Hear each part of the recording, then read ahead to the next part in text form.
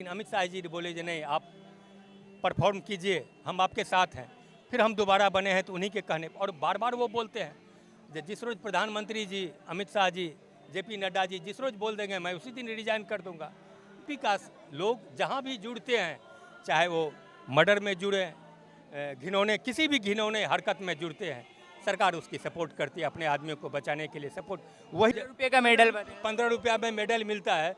अगर 15 रुपया में मेडल मिलता है तो आप अपने घर के सारे रिश्तेदार को ही वो मेडल क्यों नहीं दिला दिए। नमस्कार, वेलकम बैक टू खेलबाज। मैं हूं आपके साथ विकास कुमार। मोदी जी, आपकी घर की बेटी को सड़कों पर घसीटा गया, आपके बजरंगी को पुलिस वालों ने दबोच कर ले गया। अब बता दीजिए कि कब न्याय मिलेगा उन पहलवानों को जो एक महीने से न्याय की मांग कर रहे हैं। उससे पहले भी सड़कों पर उतरे थे, लेकिन कमेटी बनाई गई, कोई फायदा नहीं पहुंचा। फिर से वो सड़कों पर पहुंचे और इस बार तो उन्हें भगाया गया, एक प्रकार से दबोच कर गाड़ी में ठूस ठूस कर लेकर जाया गया। लेकिन प्रधानमंत्री जी से एक आग्रह है कि आपने एक ट्वीट तक नहीं किया कि हमारे देश के पहलवानों को न्याय दिलवा दिया जाए।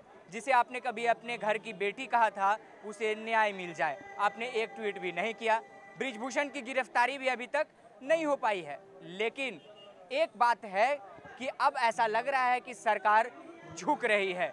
सरकार को अब कानों में खटक रहा है, मीडिया की आवाज़ खटक रही है और जितने भी लोग पहलवानों के समर्थन में आ रहे हैं उनकी आवाज़ खटक रही है। क्योंकि भारतीय जनता पार्टी के नेता और बॉलीवुड के अभिनेता मिथुन चक्रवर्ती ने बयान दिया है कि ये मामला राज्य सरकार का है और संविधान कहता है कि राज्य सरकार के मामले में केंद्र सरकार दखल नहीं दे सकता। लेकिन मेरे हिसाब से दिल्ली की पुलिस किसके कब्जे में है वो आप सभी बखूबी जानते हैं। तो हमारे साथ लोग मौजूद हैं, जानेंगे कि पहलवानों को न्याय कब मिलेगा, बातचीत करेंगे उस चीज़ के ऊपर। अंकल, आपका नाम क्या हुआ? प्रवीण मिश्रा। प्रवीण मिश्रा। प्रवीण जी, एक बात बताइए, एक महीने से ज़्यादा हो गया लेकिन पहलवानों के न्याय को लेकर मोदी जी का एक ट्वीट तक नहीं आया इसका। नहीं, वो इसलिए कि उनका कार्य करने का ही ये तरीका है, उनका जो शैली है काम करने का, तो उसमें थोड़ा दिक्कत है। कमेटी तो पहले भी बना था, लेकिन वो कमेटी जैसे सरकारी कमेटी आम बनती है, एक लिपापोती करने का वही हुआ। फिर दोबारा किए, 35 दिन तक ये चला था और उस दिन भी शांतिपूर्ण ही था। लेकिन एक उस दिन पुलिस के ऊपर प्रेशर आया होगा, गृह मंत्रालय से आया हो या गृह मंत्री के तरफ से आया हो, जो मजबूरन इन लोगों को वहाँ पर जगह से खाली करना पड़ा।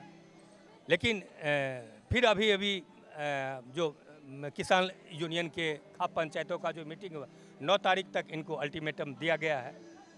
जो 9 तारीख तक आप अपने आप को देख लो, उसको बृजभूषण को जेल में डालिए, नहीं तो अन्यथा हम इसी जंतर मंतर पर फिर प्रोसेसन करेंगे। मेरे हिसाब से 2 अल्टीमेटम सरकार को मिल चुके हैं। पहला हरिद्वार से जो नरेश टिकैत जी ने दिया था, जो 4 तारीख को खत्म हो जाएगा, और दूसरा कल हरियाणा से जो अल्टीमेटम दिया गया वो कुरुक्षेत्र से, माफ कीजिएगा, कि 10 दिनों के अंदर अगर सरकार नहीं फैसला लेती है 9 तारीख तक, तो उसके बाद फिर पहलवानों के साथ किसान नेता आकर यहाँ जंतर मंतर पे बैठेंगे। तो क्या लगता है, मतलब कौन सी ताकतें हैं जो बृजभूषण को गिरफ्तार नहीं कर? नहीं, ताकतें हैं जो बृजभूषण बेसिकली उनका कुछ जिलों में 2 हो या 3 जिलों में कुछ उनका प्रभाव, इसलिए कि उनका अपना इंस्टीट्यूशन भी चलता है, उनकी बहुत सारे कारोबार चलते हैं, जिसके चलते कुछ उनका वर्चस्व है। और राजनीति में चूँकि बृजभूषण जी का ही आवाज़ था, जो हम तो इससे हट रहे थे, खेल संस्था से रिटायरमेंट ले रहे थे। लेकिन अमित शाह जी बोले जी नहीं, आप परफॉर्म कीजिए, हम आपके साथ हैं। फिर हम दोबारा बने हैं तो उन्हीं के कहने और बार बार वो बोलते हैं। जिस रोज़ प्रधानमंत्री जी अमित शाह जी, जेपी नड्डा जी जिस रोज़ बोल देंगे मैं उसी दिन रिजाइन कर दूंगा, लोकसभा का भी सदस्यता छोड़ दूंगा। क्या लगता है क्यों नहीं भारतीय जनता पार्टी के लोग बोल रहे हैं रिजाइन करने? क्योंकि इंडियन एक्सप्रेस का रिपोर्ट आपने पढ़ा होगा, जो गंभीर आरोप लगे हैं।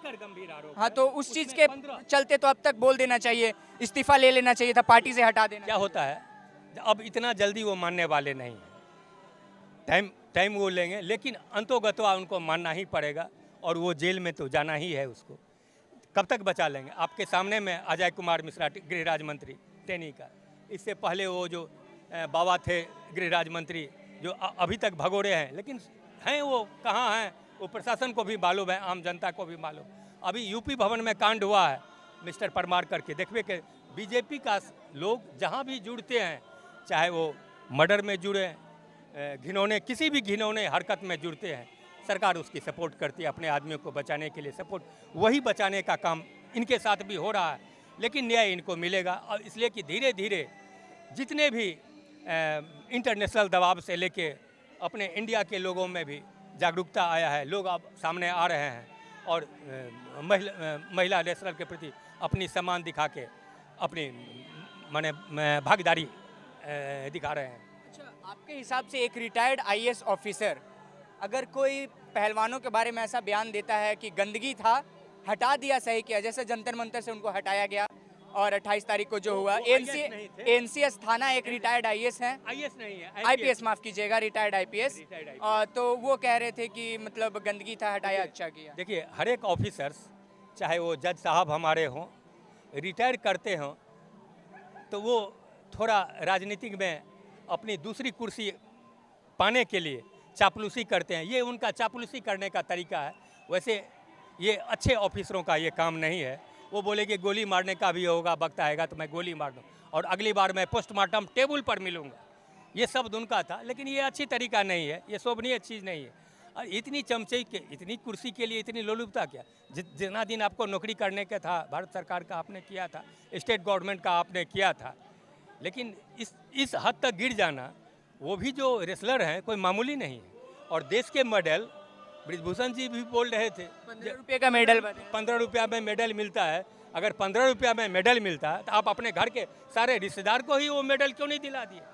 आप तो WFI का चीफ रह चुके हैं, सारे रिश्तेदार अपने सगे संबंधियों को सारे क्यों नहीं मेडल ऐसे नहीं, 15-20 साल मेहनत करना पड़ता है तब जाके ये मेडल मिलता है। और ये मेडल जो है से ये रेसलर के लिए ही नहीं है, पूरे देश की सम्मान है। जब वो तिरंगा में लिपटती है या लिपटते लोग हैं तो उसका एक सम्मान अलग है और देश का ये गौरव बढ़ाता है। इसलिए देश के गौरव की चीज़ में इस तरह से अनाप शनाप बोलना ये शोभनीय चीज़ नहीं है। अच्छा, आपके हिसाब से अभी दिल्ली पुलिस केंद्र सरकार के कब्जे में है या फिर राज्य सरकार के? भाई साहब, दिल्ली सरकार के पास 3 चीज़ तो पहले से ही नहीं था। न दिल्ली पुलिस है, न NDMC है, न DDA उसके अंदर में। ये तो केंद्र सरकार के अंदर में है, पहले से ही है। तो केंद्र सरकार के एक मंत्री हैं और अभिनेता भी हैं बॉलीवुड में, मिथुन चक्रवर्ती। फिल्में हमने बहुत देखी, लेकिन आज जो बयान उन्होंने दिया है कि जो मामला है वो राज्य सरकार का है और केंद्र दखल नहीं दे सकता, तो इस पर आपका क्या? उनको हो सकता है इस चीज़ का ज्ञान का अभाव होगा मिथुन जी को पास। वो हीरो हैं, इसका मतलब पूरी दुनिया की जानकारी कहाँ से होगा उनको? दिल्ली सरकार के पास तो पुलिस है ही नहीं। मैं बोला ना, ये 3 चीज़ इसके पास नहीं है। ये 3 चीज़ केंद्र सरकार के अधीन आता है और जो अधीन भी दिल्ली सरकार के पास है तो वो भी ज़बरदस्ती प्रधानमंत्री जी का उस पर कब्जा है, या केंद्र सरकार का कब्जा कह लीजिए, जिसका भी कब्जा कर लीजिए। तो ये पुलिस का काम है जो गृह मंत्रालय के अंदर में। और आज भी मैं देखा के मेमन हो, रिटायर्ड IPS यशोवर्धन आज़ाद का भी मैं स्टेटमेंट सुन रहा था, न्यूज़ 24 पर डिबेट चल रहा था, उसमें भी यही चीज़ सुना जो बहुत दुख की बात है जो इतना देर लग रहा है, जबकि इतना देर लगना नहीं चाहिए। जब सब सारे बयान दर्ज हो चुके हैं पुलिस के साथ भी, मजिस्ट्रेट के साथ भी, इसको संज्ञान में तुरंत लेना चाहिए। जो भी डिसीजन हो तुरंत लेना चाहिए और कोर्ट में प्रोड्यूस करना चाहिए। तो ये सिर्फ सरकार को एक ढुलमुल रवैया की तरह दिखा रहा है। वो खुद भी बोल लेते थे, इतने दिन मेरा 35 साल का कैरियर में आज तक हम ऐसा हरकत कभी कहीं नहीं देखा था, जो अभी हो रहा है ये कहीं नहीं देखा था। क्योंकि ये अगर उस रेसलर को अगर ये सम्मान नहीं मिलता है तो आम नागरिक को कहाँ से मिल पाएगा देश में? आम नागरिक के लिए तो कोई संभव ही नहीं है। कई आपके चैनल पर आपने भी देखा, स्मृति ईरानी को पूछा गया तो घूम के भाग जाती है, मीनाक्षी लेखी को पिखा होगा, दौड़ते दौड़ते भाग जाती है, गाड़ी में बैठ जाती है। कोई भी उनके पदाधिकारी भी, अब एक पदाधिकारी जैसे एक MP BJP के ही सांसद महाराष्ट्र से आए हैं वो सामने आए हैं और धीरे धीरे लोग बहुत लोग आना चाहते हैं एक मजबूरी की तरह। चूँकि कौन सी मजबूरी है जो लोग नहीं आ रहे?